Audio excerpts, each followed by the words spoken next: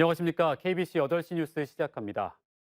정부가 2030년 온실가스 감축 목표를 최근 40%까지 상향하면서 전국 최고의 온실가스 배출 지역인 여수광양 국가산단의 대책 마련이 시급한 상황입니다.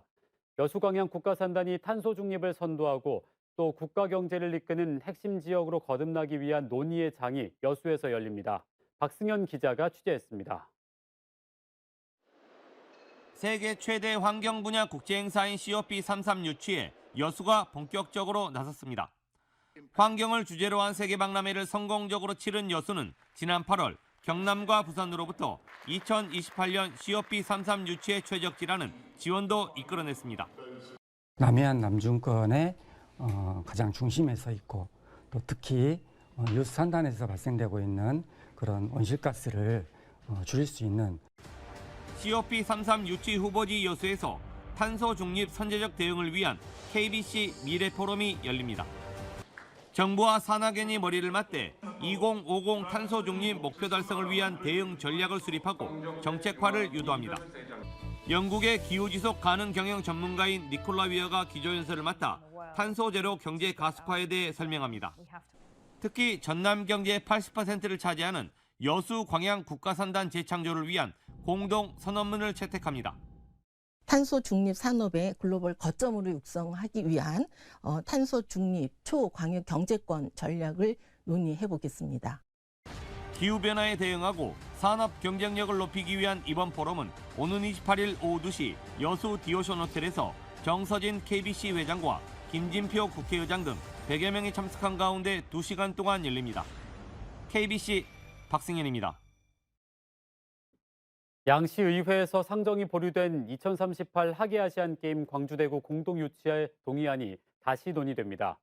광주광역시의회는 다음 달 1일부터 본회의가 열릴 예정인 가운데 지난 18일 상정 보류된 하계아시안게임 공동유치 동의안 상정을 다시 논의할 예정이고 대구시의회도 상임위에서 11월 7일 본회의를 열 계획입니다. 앞서 양시의회의 상정 보류 뒤 공동유치 무산 위기가 커졌지만 강기정, 홍준표 두 시장이 다시 유치 의사를 밝히면서 재논의 분위기가 살아나고 있습니다. 내년도 광주광역시의회 의원들의 의정비가 5,900여만 원으로 잠정 결정됐습니다. 광주광역시 의정비 심의위원회는 광주광역시 의회 의원들의 2023년도 월정 수당을 올해 공무원 보수 인상률인 1.4%를 반영해 연간 4,148만 원으로 결정하고 의정활동비의 경우 올해와 같은 금액인 1,800만 원을 정액으로 지급하기로 했습니다. 이번에 의결된 의정비 결정 금액은 광주시 의회에서 관련 조례 개정을 거쳐 최종 확정될 예정입니다. 김대중 전 대통령의 생가가 있는 신안 하이도를 차 타고 간다는 꿈 같은 이야기가 머지않아 눈앞에서 실현될 걸로 보입니다. 신안군이 육지와 하이도가 연결되는 마지막 연도교 건설을 추진하고 나섰습니다. 정지용 기자가 보도합니다. DJ가 태어난 신안 하이도, 목포에서 뱃길로 2시간 거리입니다. 그런데 빠르면 2030년부터는 차를 타고 하이도를 밟을 수 있게 될 전망입니다. 신안군은 하이도와 육지를 연결하는 마지막 퍼즐, 즉 장산도와 신의도를 연결하는 연도교 건설을 정부에 요청하기로 했습니다. 이 연도교는 국도 2호선 출발점으로 총 길이 2.2km, 2,800억 원의 재정이 필요합니다. 육지에서 하이도를 가려면 8개의 다리를 건너야 합니다. 신안 앞해대교에 이어 천사, 중앙, 신안 1교, 자라대교, 삼도대교 등 6개 다리는 이미 건설됐습니다. 나머지 2개 중 자라도와 장산도를 연결하는 연도교는 이미 건설 사업이 확정된 상태입니다. 자라도에서 출발한 다리는 제 뒤로 보이는 장산도 북강 선착장 인근으로 연결됩니다. 착공 시점은 24년 초로 예정되어 있습니다. 마지막으로 남은 장산도와 신의도를 잇는 연도교가 완성될 경우 신안 부속섬 중 큰 섬이 모두 연결되는 새 역사를 쓰게 됩니다. 흑사면을 제외하고 대부분의 도서가 이제 섬 생활을 청산하고 일일 육지와의 일일 생활권 이내로 들어올 걸로 예측하고 있습니다. 신안군은 국도 2호선으로 지정되어 있는 해당 연도교 건설을 위해 정부를 상대로 설득 작업에 나섰습니다. KBC 정주영입니다.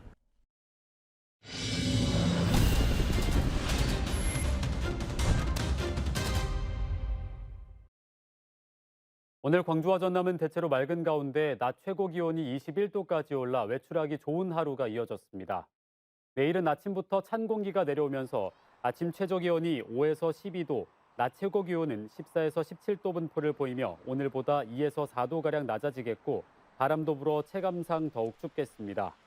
내일 새벽부터 아침 사이 내륙을 중심으로 가시거리 1km 미만의 안개가 끼는 곳이 있겠으니 출근길 교통안전에 유의하시기 바랍니다. 내일 바다의 물결은 서해의 경우 1에서 2.5m, 남해는 0.5에서 2m로 다소 높게 일겠습니다. 주차 문제로 이웃과 갈등을 빚다 이웃을 둔기로 살해하려 한 50대가 징역형을 선고받았습니다. 광주지법 제13형사부는 지난 6월 광주 광산구의 한 연립주택 주차장에서 이웃을 둔기로 때려 살해하려다 미수에 그친 혐의로 기소된 58살 A씨에 대해 징역 4년을 선고했습니다. A씨는 연립주택에 부족한 주차장을 놓고 이웃과 갈등을 빚다 이 같은 범행을 저지른 것으로 드러났습니다.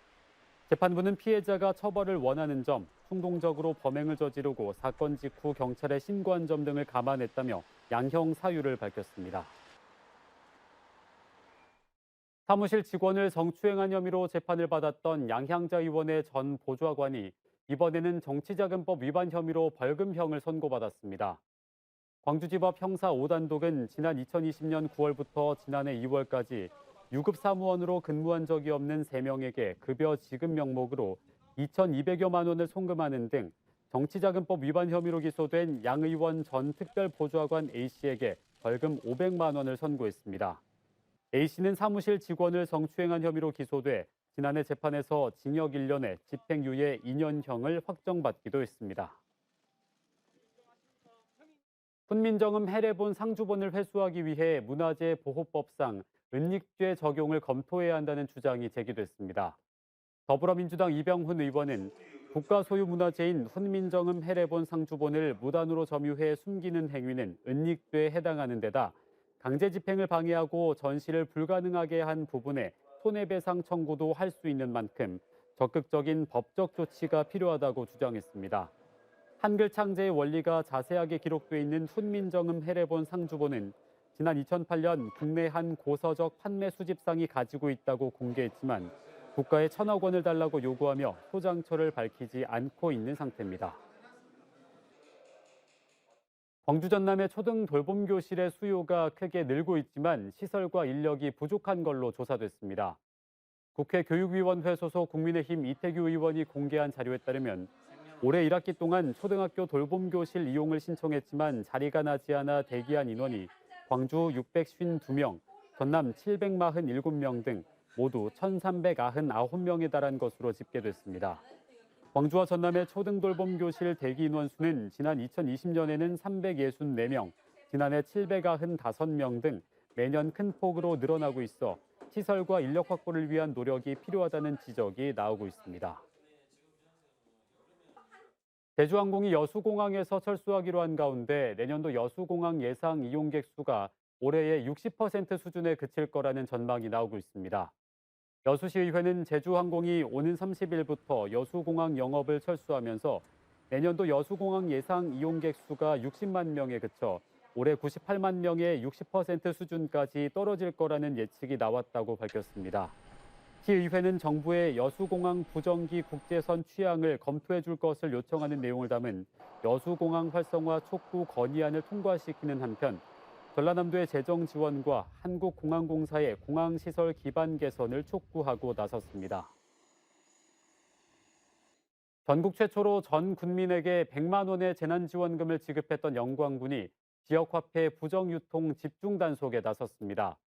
영광군은 민선 8기 공약사업으로 군민 5만 2천여 명에게 1인당 영광사랑 상품권 100만 원씩 총 520억 원 상당을 지급하고 다음 주부터 부정유통과 관련한 일제 단속을 실시한다고 밝혔습니다.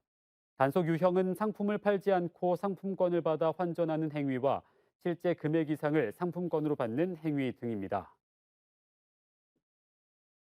오는 28일부터 광주 주월교차로에서 백운광장 주변의 도시철도 2호선 공사 구간이 변경됩니다. 광주시 도시철도 건설본부는 오는 28일부터 당초 동아병원 앞에서 점용 중이던 공사 구간을 도로 중앙으로 옮기고 남구청 앞 공사 구간은 맞은편인 푸른길 공원 쪽으로 이동한다고 밝혔습니다. 이번 공사 구간 변경에 따라 동아병원 앞 공사 구간의 유턴이 불가능해질 예정이며 건설본부 측은 교통 전환 초기에 신호수를 배치해 불편을 최소화하겠다는 계획입니다. 광주 전남에서 1000여 명의 코로나19 신규 확진자가 나왔습니다. 방역당국에 따르면 토요일인 어제 광주에서는 611명, 전남에서는 657명이 신규 확진되는 등 모두 1268명의 신규 확진자가 추가돼 전날보다 일일 확진자가 47명 더 늘었습니다. 광주에서는 위중증 환자 5명을 포함해 10명, 전남에서는 위중증 환자 11명이 치료를 받고 있습니다.